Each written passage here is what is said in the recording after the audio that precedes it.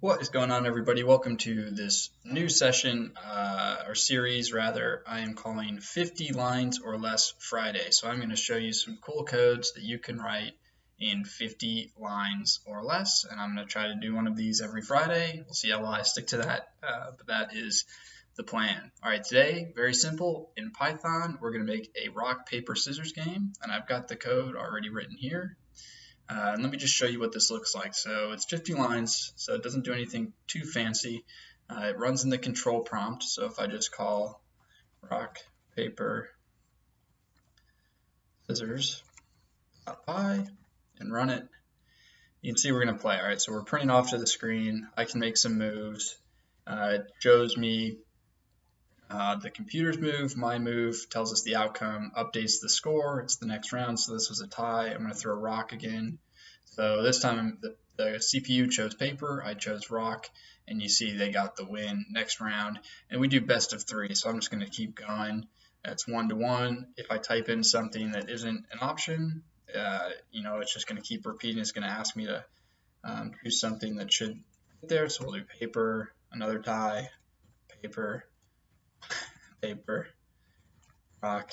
There we go. Now we're getting some movement. 3P1. So see, all right, so now I won 3-1. It says congratulations, you won. And then it's giving me the option to play another game here. So I can just say yes or no. I'm going to put no in here and clear that out. Okay, so let's hop into some code. I'm going to just create a new file. And the two things that we're going to need here are random. So we're going to import the random module. And then we're also going to import OS. I think those are the only two I need. Let me just, so random and OS. Let me go ahead and save this as, we'll just call it rps.py so that we get our markup. Okay, so let's just think about this. We're going to need to play this game because it's best out of 3. We're going to need to play the game, so we're going to need something that is basically a game status that says whether or not the game is actually being played. So we're going to set that equal to 1. You know what, let's go ahead and give ourselves a little bit of a introduction. So we'll print welcome to rock, paper, scissors. So we have a game status, and while that game status is equal to 1, so while game status equal to 1, helps if I spell things right, we're going to play the game. So the first thing that I want to do is list out all of the things that you can do. So list choice is going to be equal to rock, paper, and scissors. Okay. And then because we're playing best of 3, what we're going to need to do is track how many wins the user has and how many wins the computer has. So we'll say user win count is equal to, initially it's going to be 0, and we're going to update this within a loop. CPU win count is going to also be equal to 0. And then we're going to say while both of these are equal to 0, so while user win count is, or rather than greater than 0, we need it to be less than 3, and CPU win count is less than 3. Okay, so now we're actually going to get into the game. So the first thing that we're going to do is let the user choose. So the user choice is going to be equal to an input, and we're going to say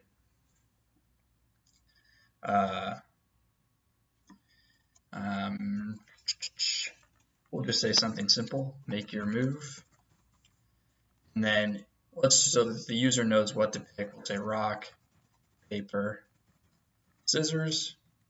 Okay, so then the user, this input function will allow the user to type something in, so it'll display our message here, and then it'll take the input. And what I want to do is to unify this or to make it more uniform, is I'm going to call lower, and then I'm also going to write strip it, because below what I'm going to be doing is I'm going to be saying if the user chose this thing.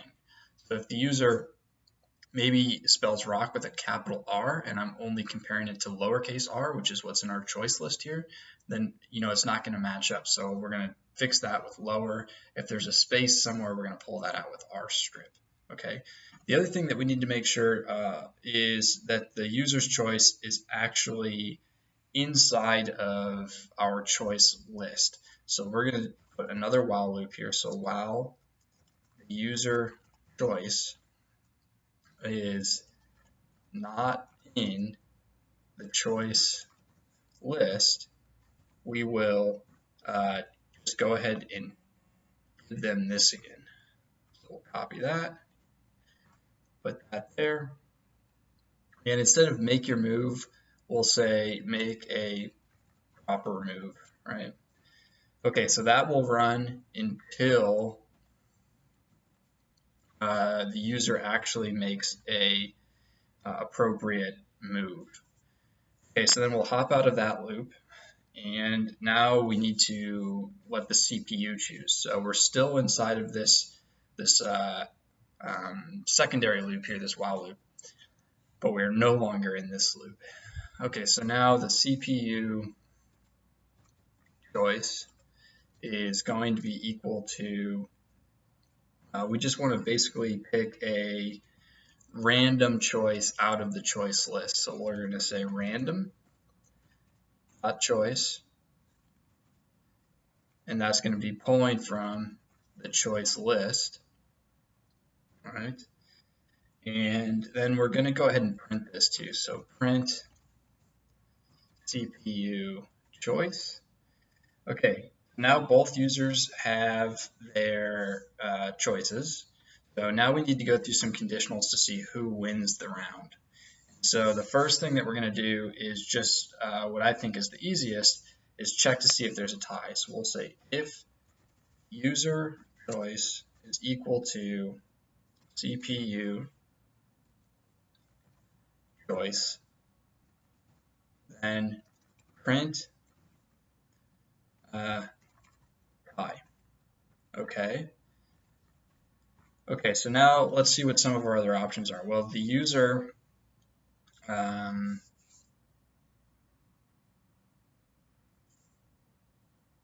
could choose a couple different things, right? The user could choose rock, paper, or scissors. So we'll say elif user choice is equal to rock, and if the CPU choice is equal to paper. So if the CPU throws paper, that's the only thing that's going to beat rock. We really only want to know whether or not the CPU wins or the user wins. If the user picks rock, it's going to get thrown into this tie, and then we'll have to have a statement down here that if the user picks scissors, that the user will win. But so if the CPU choice is equal to paper, then two things happen. The CPU win count goes up by 1, and we're just going to print you lost, right? Okay, but if the CPU doesn't choose paper, let's give ourselves a little bit more room here. So if you choose rock, the CPU chooses rock, you get a tie. If you choose rock and the CPU chooses paper, the CPU wins. We print this loss statement. The only other option is that you choose rock and the CPU chooses scissors. So we're just going to use an else rather than an elif. And we're just going to say the user win count goes up by 1, and we'll print you won, right? Okay, so now save some time. What I'm going to do is I'm going to copy this, elif. So now instead of rock, let's go to paper. So now if you choose paper, you lose if the CPU chooses scissors. Otherwise, you win, because if they throw paper, you get a tie. If they throw scissors, you lose. And if they throw rock, you win. Now I'm going to do that again. And the only other one we have left is rock, paper. And so we could choose scissors. And if they throw rock now, you lose. Okay. So all of this should be running. This is our kind of just a lot of if statements here. Okay, so let's see what all we've done so far. Go ahead and save it. Welcome, we've got a game status running. The game status is equal to 1. We've got choices, we've got win counts. Well, both of those win counts are less than 3 because we're playing best out of 3. You let a user choose, you strip it, make it lower. You make sure that it actually matches something in the choice list. The CPU chooses at random, you print the CPU's choice. If it's a tie, you print tie. And then you go through all of these. If it's rock, and then you're just testing to see whether or not you won or the computer won, right? Okay, so then down at the end, what we need to do is we need to see basically who won. So what we're going to do is, let's see, it needs to be, yeah, I think here. So if the CPU win count is greater than the user win count, I just want to make sure this is in the right place. So while all of this is going on, so we actually need to come out of there. So as soon as that condition is not met, we need to check this. So if CPU count is greater than user win count, we will print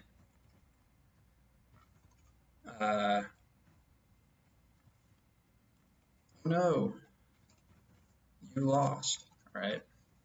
So as soon as one of these conditions isn't met, the game is over. Someone has reached 3, and so this is basically asking, has the CPU reached 3 or has the user reached 3?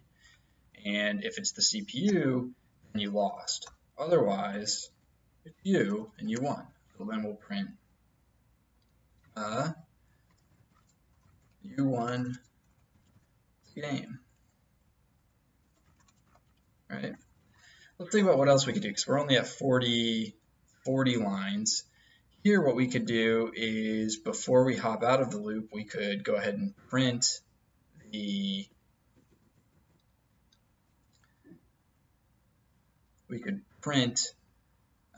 score. So we could print user score and pull in user win count, and then CPU score and pull in CPU win count. Okay, so all this looks pretty good. Just going to see who won, and then the last thing that I think we should do is just add in some kind of play again feature. So at the end, instead of it just kind of going out, so, oh, you won the game, and then it closes, and then you have to restart it to play again, I think we should add some functionality down here so that you can keep playing. So after these things, what we're going to do is we're going to say play again, and play again is going to be equal to input. We'll say, would you like to play again? And this will be kind of yes or no. We'll do the same thing. We'll lower it. We'll right strip it. And then down here, we're going to say if play again is equal to y, game status will stay equal to 1, else game status will be equal to 0, right? Okay, I think we got everything that we need here. I'm going to save this. This is rps.py. I'm going to come into my command window, rps.py, and let's see. All right, so we've got welcome to rock, paper, scissors. We've got make your move, so I'm going to say rock, make sure that works. I threw rock, CPU throws paper, you lost. Okay, so you see how it just says paper here? What I want to do is go in here and say CPU chose paper. I'm going to just stop that really quickly. Go in here, figure out where I put that. Yeah, so right here. So instead of just having the CPU choice, we're going to say CPU chose. Now let's run this again. Okay, welcome. So I'm going to throw rock. Okay, they throw scissors, so I won. I get the win. You see, it's now I'm up 1. Just keep going. Rock.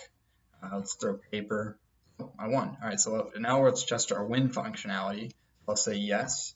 There we go. So we're going back here. We're starting again. I'm going to throw scissors. Spell it correctly here. Okay. Tie. So we know tie, win, and lose works. We know the game restart functionality works. Let's go ahead and test. The last thing is just putting in random stuff to make sure that this doesn't let us throw something random. Oh, doesn't do it. I can keep going and I can keep doing it, and it won't. All right. I think there's one more thing we have to test, and that's I want it to close if I choose N at the end. Okay, so here we go. The CPU beat me, so oh no, you lost the game. So we know that works. Now I'm going to throw N instead of Y and see if that closes the game. And it sure does. There we go. All right. So it ends the game. Alrighty. Hey, if you like that video, please subscribe. I'm going to try to do this every Friday, just 50 lines or less. We ended up being at 46 with this one, so we're cutting it pretty close. There's not a whole lot you can do with 50 lines, but I'm going to try to come up with some interesting things. If you want to find out more about me, check me out on Twitter. You can find me on LinkedIn. You can find my academic work on ResearchGate. And of course, keep coming back to see me here on YouTube. All right, until next time, keep coding, keep having fun with it.